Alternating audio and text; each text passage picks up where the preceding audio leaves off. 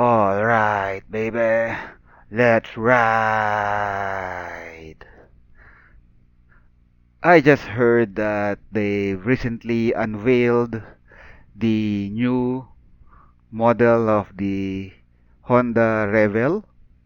I mean, there's the 2021, the new version, the new model of the Rebel 500, and then there's the 2021 Rebel 1100.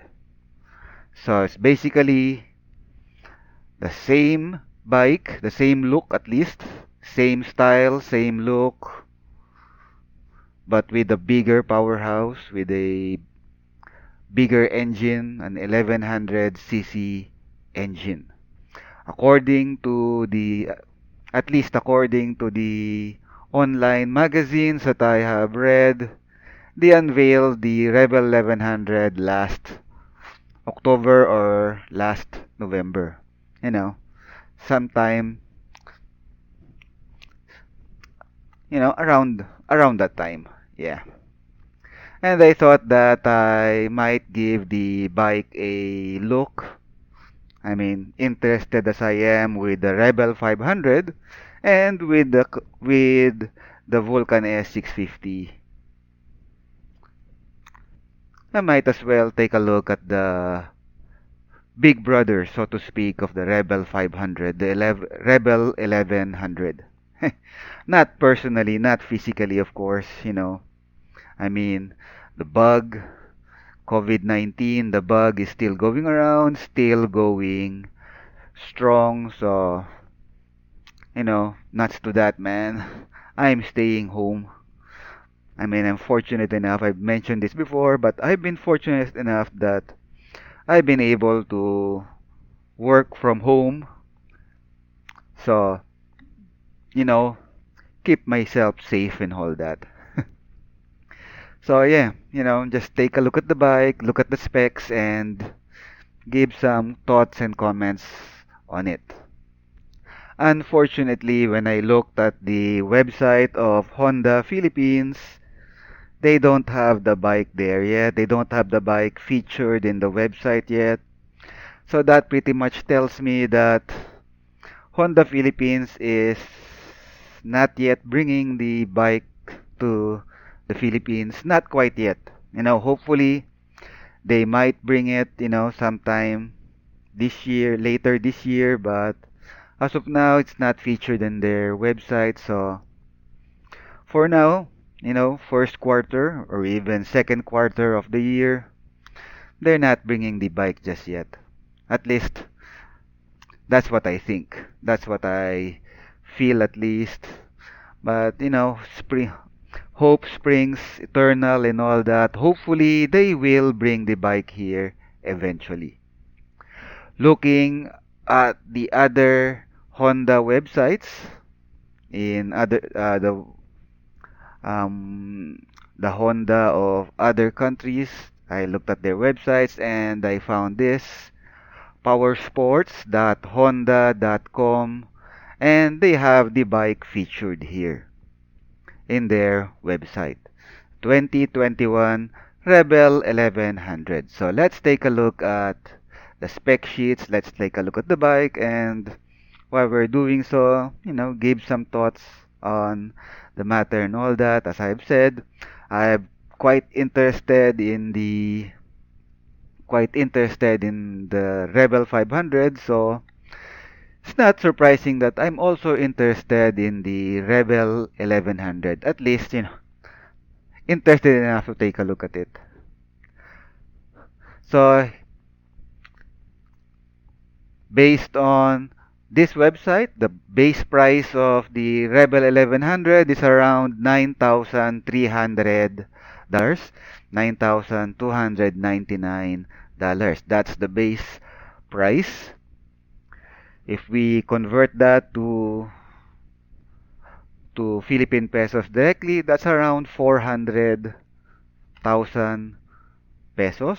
If we go by the exchange rate of 50, so 9,300 times 50, that's around 465,000 pesos. Of course, that's sans tax. That's without tax yet. If we factor in the tax and all other fees, in all likelihood, the buy is gonna reach around 800 to 900,000 pesos. And I have a feeling that Honda Philippines, if they ever get around to bringing the bike here in the Philippines, that's precisely the price range that the bike will fall in. I mean, the Rebel 1100 shares the same powerhouse as the Africa Twin and I think as the CB 1100. If we take a look at the price of the Africa Twin and the Honda Philippines website, according to the Honda Philippines website at least, the Africa Twin is around 940,000 pesos. And the CB 1100 EX is around 816,000 pesos. So I was kind of right in the price range. We should expect the Rebel 1100 to fall within the same price range, around 800,000 to 900,000 900,000 pesos. I'd be very surprised, pleasantly surprised, if Honda Philippines will sell the bike for less than 800,000 pesos. Man, that's really gonna make the bike really attractive if they do that. Yeah. But in all likelihood, it's going to be within 800 to 900,000 pesos, maybe even a little bit above 900,000 pesos. You know, I mean, the Africa Twin is 940, so maybe the Rebel 1100 just might go for the same as well, 940,000 pesos. But hopefully, it's within the range of 800 to 900,000 pesos. The Rebel 1100, at least according to this website, comes in two colors. You have the metallic black and the metallic red color. So at the let's take a closer look at the bike.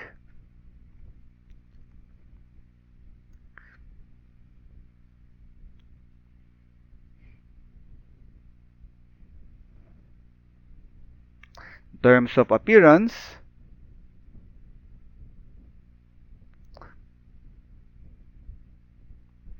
as you can see, has pretty much the same looks with some slight differences in terms of looks as the Rebel 500. Of course, you have the bigger engine and no doubt, bigger exhaust pipe, but if you take a step back, that's pretty much the same silhouette, same look as the Rebel 500, which is good.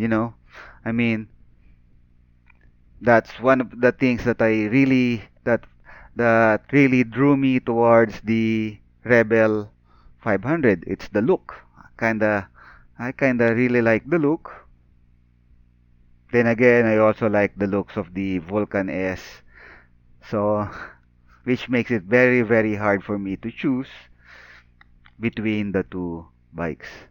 And I was actually, gonna make my decision, but then the pandemic hit and it kinda got sidetracked. I reckon I'll wait until things settle down and then, make my decision whether I will go for the Rebel 500 or the Vulcan S. And happy to say, the Rebel 1100, they kept the same look as the Rebel 500.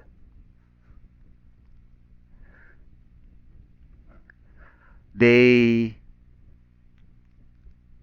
they have two versions of the Rebel 1100. You have the basic manual transmission Rebel 1100 and then you have the Rebel 1100 DCT, which we'll get into in a little bit. So there are two versions. The DCT version is more expensive, $9,300, the manual version, and then you have the DCT version, $9,900. So basically $10,000. So going into the features, as mentioned, the Rebel 1100 a liter a liter engine, 1084 cc twin cylinder engine, same engine as the one that is in the Africa Twin. But of course, expect that the Rebel 1100 engine will be tuned slightly different. It's going to be different. I mean, Africa Twin and the Rebel 500 are basically two different bikes.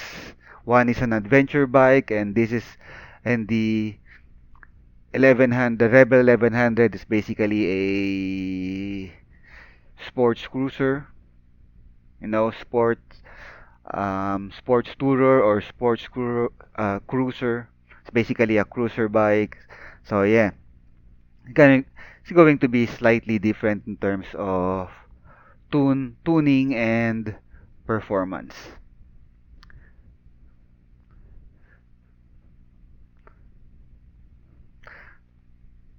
In terms of the big difference between the basic model of the Rebel 1100, the manual version, and then the DCT version, the DCT version is automatic transmission, which basically makes the 1100, the Rebel 1100, a very big scooter. You just twist the throttle and go and let the DCT handle the shifting for you. Or you can, switch the bike to manual mode, which gives you full control of the bike. So it's basically an automatic scooter that has two modes, the automatic transmission mode and the manual mode. Whereas the basic Rebel 1100 is a 6-speed manual transmission. And then you have the ABS, which of course is quite standard now in most modern bikes.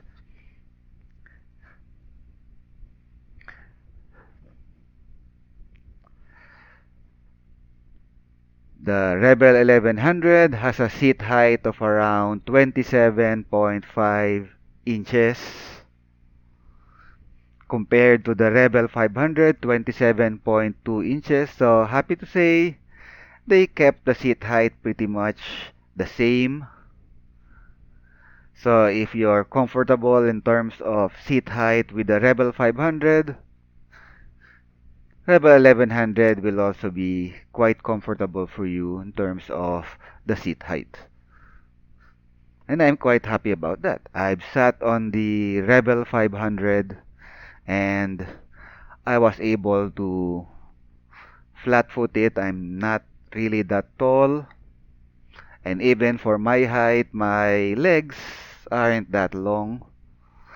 So on bikes wherein other people of my height are able to um, handle quite easily in terms of the seat height, I find it the same bike somewhat a little bit more difficult to handle in terms of the seat height, in terms of firmly planting my foot on the ground or on the road, given how short my legs are compared to my height. The Rebel 500, I found that I was able to flat foot it. If I lean slightly on one side, I'm able to flat foot on that side, and the same goes for the other side. If I lean on that side, just a little bit, not that big of a deal, of a lean rather, I'm able to flat foot it on that side, which makes the Rebel 500 really attractive for me. And happy to say, in all likelihood, the Rebel 1100 would be pretty much the same for me. Of course, there's going to be a difference, if you factor in the weight of the bike and all that, but in terms of seat height, they're pretty much the same. Now, of course, there's still the factor or the issue of the inseam or how thick the bike is, but if they've kept the bike pretty much the same dimension as the Rebel 500, then I'm quite confident that I'll be able to flat foot the Rebel 1100 as I would the Rebel 500. So just go over the specifications of the bike, engine type. Again, you have the 1100 liquid cooled, four-stroke parallel twin. Yeah, the Rebel 500 is a parallel twin bike just like the Rebel 500, which makes it indeed quite different from other cruiser bikes. When you think of a cruiser bike, you think of a V-twin engine. But of course, nowadays, that's been that the that norm rather is not always being followed. I mean, you have the Kawasaki Vulcan S, the Rebel 500 is also a parallel twin, as well as a few other cruiser bikes. And the Rebel 1100 is no different. It's a parallel twin, albeit a bigger engine, bigger displacement, 1100 cc. It's electronic fuel injection, throttle by wire, 6-speed manual transmission unless you go for the DCT version, which is automatic transmission, chain drive, wheelbase 59.8, seat height 27.5 inches. So basically almost the same dimension as the Rebel 500. Of course, it's not that surprising that the Rebel 1100 would be slightly bigger than the Rebel 500. I mean, the engine weight alone, you're gonna have to factor that in. You're gonna have to, adjust the frame and size of the bike just to accommodate the bigger engine. But in terms of looks and size, the happy to say the Rebel 1100 looks pretty much like the Rebel 500. Now, some people might say, you make it bigger but you keep the same look, then it's not much difference except for the engine size. But for me, that's a big plus. I don't know about you, but for me, that's a big plus. You whet your appetite on the Rebel 500. If further down the line that's no longer enough for you, you have the Rebel 1100 to fall back on. Yeah. If only Kawasaki would do the same for their Vulcan S, man. I really like the looks of the Vulcan S. If only they would, you know, upgrade the engine to a liter displacement. Man, a Vulcan S with the engine of, say, a Z1000, that's gonna be a killer bike, man. No doubt about it. And if Kawasaki ever goes that route, I must confess, I'd be really, really tempted to shell out the money for it. Assuming, of course, that I haven't gotten around to buying either a Rebel 500 or a Vulcan S 650. I mean, if I haven't and Kawasaki decides to produce a Vulcan S 1000, for example, man, Vulcan S 1000, that's gonna be an awesome bike. Even more awesome, in my opinion, compared to a Rebel 1100. Yeah. Anyways, if Kawasaki ever does bring out a Vulcan S 1000 and the price range is, say, less than 700,000 pesos, and you know, I haven't blown my budget yet on a Rebel 500 or on a Vulcan S 650, I'm open to waiting just a little bit more to save and scrimp and bring my budget within that range, within the range of buying a Vulcan S 1000 if Kawasaki ever gets around to producing a Vulcan S 1000. Hope a guy can dream, right? Yeah. Any case, Rebel 1100, great looking bike. Hope they bring it to the Philippines. No likelihood, price tag is gonna be from 800,000 to 900,000 pesos. But on the off chance that it's less than 700,000 pesos, I'm gonna be really tempted, to say the least. Yeah. Almost forgot the Rebel 1100.